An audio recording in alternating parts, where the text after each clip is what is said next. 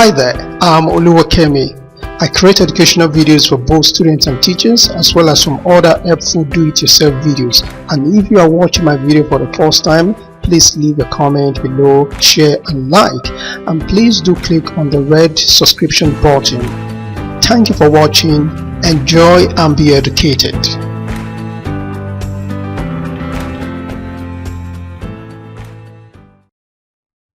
Hi, I'm Oluwakemi. I'm excited to have you here again. This is JAMB Biology 2017, and the question goes thus. When testing for the presence of starch in a leaf, the reason for dipping the decolorized leaf in hot water is to.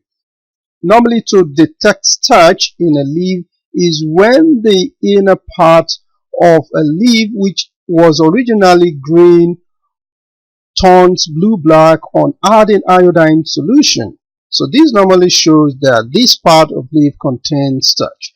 Okay, so when we put leaf in a boiling water, it kills the leaf, and this also goes to disrupt the cell membrane. Okay, and when further on, if the leaf is now placed inside a tube containing a boiling ethanol, as you can see in the second diagram, and the tube is placed in a hot water, okay, after we have removed the leaf from the first beaker where the leaf was boiling, okay, so this time around it is now placed inside a tube containing boiling ethanol. The ethanol covers the leaf inside the tube, and the tube is inside a beaker of hot water. At this stage, the cell is disrupted, the cell membrane of the leaf is disrupted, and it softens the cortical and cell walls of the leaf, and this makes it possible to extract the chlorophyll with hot ethanol, and also allows the iodine solution to penetrate the cells and react with any starch present. Okay, so let's go back to the question. Where there's one thing that you need to note about the question. It says the reason for dipping the decolorized leaf. That means we're talking about the second stage.